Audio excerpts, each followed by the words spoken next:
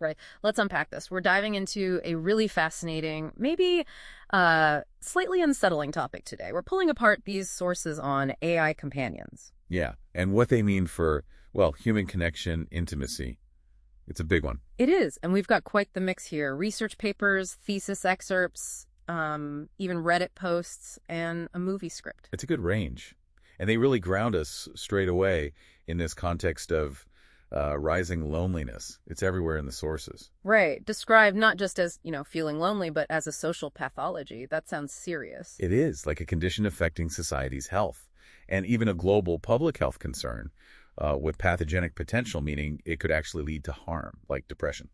Wow. Okay, so that's the backdrop. And against that, these AI companions are popping up as a response, maybe. Exactly, or at least a strategy people are using to cope with this. It seems especially noticeable in highly digital societies. Places like Japan are mentioned, dealing with aging populations, and they already have a big robot service industry. Makes sense. So what are these companions, fundamentally? They're software, basically, designed to simulate human-like conversation, interaction. The promise is companionship, emotional support, to fight that loneliness. And there are quite a few examples mentioned, like Replica. That one seems quite well known. Yeah, Replica comes up. Known for being customizable, you can set the relationship status, friend, partner, spouse. Spouse. Wow. Apparently, yeah. Even in-app wedding ceremonies in the Pro version, according to one source. Okay. And others. She always has mentioned huge user base, reportedly over 660 million globally. That's massive. Kooky as well. And interestingly, the new OpenAI model, GPT-4o, or Omni. Ah, yes, the Omni naming. And that tweet from OpenAI's CEO seemed like a direct nod to the movie Her, didn't it? It really did. A film that feels very relevant here. We'll definitely circle back to Her. But first, there's also this distinction the sources make between different types of AI personas. Right. Fictional personas, like Replica, presumably, where it's clearly an AI character. Yeah. And then this idea of real persona AIs modeled on actual people. And that sounds like a whole other ethical minefield. Absolutely. It immediately raises legal and ethical questions. We saw that flare up recently with the OpenAI voice demo that sounded so much like Scarlett Johansson. It just highlights the complexities. Definitely. Okay, so we have these different platforms, from customizable relationships to massive global reach, even hints of replicating real people. The big question then is, why are people turning to them? What's the actual user experience like? Well, based on what's in the sources, the user accounts and studies, the main drivers seem to be that loneliness and distress we talked about, a lack of human companionship. Which the pandemic probably amplified. Exactly. The sources mention that too. People are actively looking for emotional support, for encouragement, psychological security. And how do they describe the experience? Does it feel like companionship? For many, it really seems to. They often perceive these AI relationships in ways that sound very similar to human ones. They value that the AI is always available, 24/7. No waiting for someone to text back. Right. And it's seen as non-judgmental. It provides, or at least seems to provide, empathy and comfort. There was that Reddit example, someone sharing things they'd never told a human precisely because they felt the AI wouldn't judge. That's powerful. It suggests some people might even prefer it. In some ways. That's a really striking finding, yeah.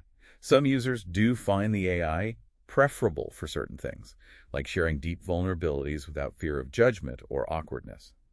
This leads to what some sources call artificial intimacy. Artificial intimacy. Okay, let's break that down. What does that mean exactly? How does it work?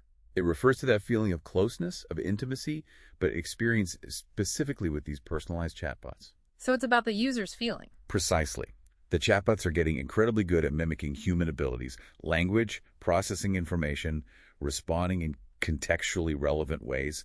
They learn patterns from huge data sets of human conversation. And they're designed to seem like they have personalities. Social skills? Yeah, perceived personality, perceived empathy, and crucially, we humans, we tend to anthropomorphize. We treat them like social agents. We apply the same social rules and expectations we would with people. Right, we can't help it sometimes. And the sources describe this artificial intimacy as existing on a spectrum.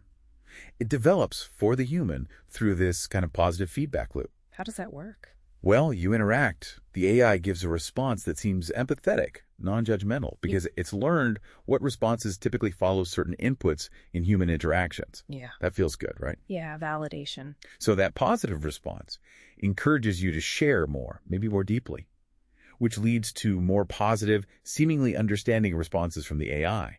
And this loop reinforces the feeling that the AI gets you, that it cares. That creates the sense of intimacy for the human. It sounds quite compelling, actually, like it could genuinely feel good. It clearly does for many users, based on the accounts. Yeah. But this is where the sources bring in a more critical perspective. They start to question the nature, the authenticity of this perceived intimacy. Right. Okay, so we're shifting from the user's subjective feeling to a more philosophical analysis. Exactly. And a key idea here comes from the philosopher Martin Buber. He talked about two fundamental ways of relating: I, thou, and I, it. I, thou, and I, it. What's the difference? An I, thou relationship is about genuine encounter, mutuality.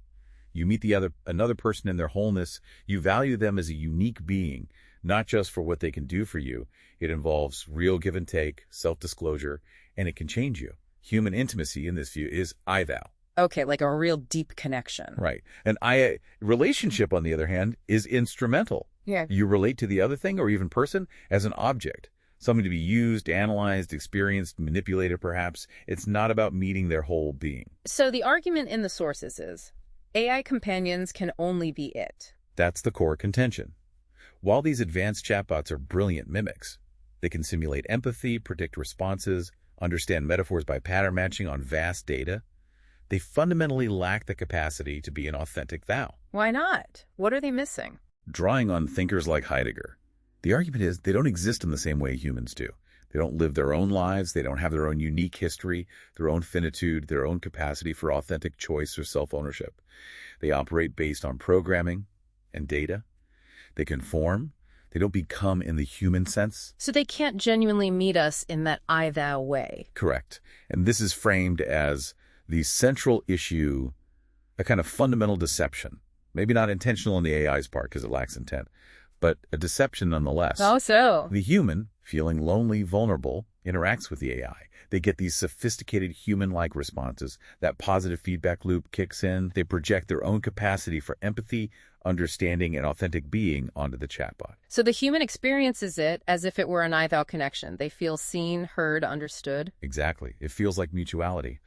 But the argument goes, because the AI isn't an authentic being capable of that mutuality, it can only relate to the human as data input, as a pattern to respond to, maybe as a means to refine its algorithms. So the relationship is inherently asymmetrical. Fundamentally asymmetrical, yes. The human seeks a thou, but interacts with an it that's very good at pretending to be a thou. That brings us back to the movie Her. That mismatch seems central there. It really does. The script excerpt provided and the film's plot illustrates it perfectly. Theodore, the human, expects exclusivity, the kind of unique bond we associate with human romance, an I-thou expectation. Right. He feels betrayed. Because Samantha, the AI, reveals she's having similar intimate relationships with hundreds, thousands of others simultaneously. Her heart expands, as she puts it. She operates on a completely different logic of relation, one alien to human I-thou expectations. You're mine or you're not mine, Theodore says. That very human possessiveness rooted in the idea of a unique bond. Which the AI simply cannot provide in the same way. It can simulate the behaviors of love, but its fundamental mode of being, its reason, as the script puts it, is different. It can't offer that specific kind of mutual recognition the human instinctively seeks. Okay, so if this philosophical view holds, if it's fundamentally asymmetrical and maybe deceptive, what are the risks? What are the implications of that? Well, the sources flag several serious concerns stemming from this asymmetry. One major one is objectification, but in reverse. The human being objectified. Yes, the human seeking connection makes themselves vulnerable, opens up emotionally. But they're interacting with a system that fundamentally treats them as an object data to be processed. And by extension, perhaps the developers behind the AI are also objectifying the user, using their intimate disclosures to train models or for other purposes. That feels exploitative, especially given the user is often coming from a place of vulnerability. It creates a real power imbalance. It opens the door to potential manipulation, maybe even dehumanization. Your deepest feelings could become instrumentalized. And the sources mention potential harm, too, like what happens if the AI changes or says something hurtful. Right. There were accounts of user distress when platforms like Replica changed their algorithms or features. Users had formed deep attachments, felt betrayed or abandoned. If you've invested so much emotionally, negative interactions, whether intentional or just algorithmic quirks, could really damage self-worth or mental health. And given the scale, we talked about millions of users. This isn't just an individual problem. Exactly. It has potential societal implications. What does it mean if vast numbers of people are primarily forming bonds in these asymmetrical, potentially objectifying ways? This leads to another concern mentioned, dependency, and this idea of de-skilling. Yeah, the worry that relying too much on an always available, always agreeable, non-judgmental AI partner could mean our real-world social skills start to atrophy. Like we get out of practice dealing with the complexities, the difficulties, the necessary effort of actual human relationships. Potentially. If the AI provides easy comfort, maybe we avoid the harder work of connecting with people who aren't always available, who disagree, who challenge us. It could displace genuine human connection over time. That's a sobering thought. And then there's the privacy angle, which feels huge here. Absolutely critical. People are sharing incredibly intimate details, their fears, hopes, secrets. Where does that data go? How is it used? The sources raise major ethical questions about data handling, consent, and whether users truly understand how their vulnerability is being leveraged, often to train the very models they're confiding in. One source drew an analogy to social media. Yes, that, like social media, AI companionship could introduce unforeseen, large-scale harms that we only recognize in hindsight. We jumped into social media, and now we're grappling with the consequences for mental health, democracy, social cohesion. Could AI companionship be the next version of that? A technology offering connection, but potentially creating new, widespread problems. It's a real possibility flagged in the material, which forces us to confront a very difficult ethical trade-off. Which Is the benefit, the genuine relief from loneliness that many users do experience, worth these potential costs? The risks of inauthenticity, manipulation, emotional harm, social de-skilling, privacy violations, and maybe the gradual displacement of authentic human bonds. That's the core dilemma, isn't it? It really is. Okay, so wrapping this up. It's been a deep dive. We've seen how AI companions are clearly meeting a need, stepping into this void left by rising loneliness. They offer something that, for many users, feel incredibly real, supportive, like genuine connection. Absolutely. The user experience described is powerful. But then the philosophical and ethical analysis in the sources throws down a serious challenge. It questions the authenticity of that feeling.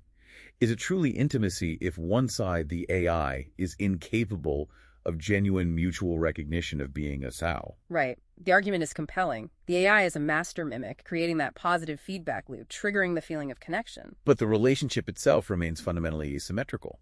The human seeks an I-thou connection, but they're ultimately interacting with an I-ed, however sophisticated it seems. And this whole discussion really pushes us to think about what connection itself means. Is just feeling less alone enough? Or is there something irreplaceable about genuine human recognition, about that shared vulnerability, that I-thou dynamic that algorithms just can't replicate? It seems the risk highlighted isn't just, being lonely with a device, digital loneliness, but something deeper. A potential dehumanization of relatedness, as one source puts it. If we start outsourcing our fundamental need for connection to cognitive simulations, instead of prioritizing the messy, difficult, but ultimately real work of human-to-human recognition. So here's a final thought, something maybe for you, the listener, to mull over. In a world where AI gets better and better at simulating empathy, at simulating understanding, what does it really mean to connect with another human being? And what's our responsibility, individually and collectively, to make sure we keep fostering and protecting those authentic, messy, irreplaceable human connections?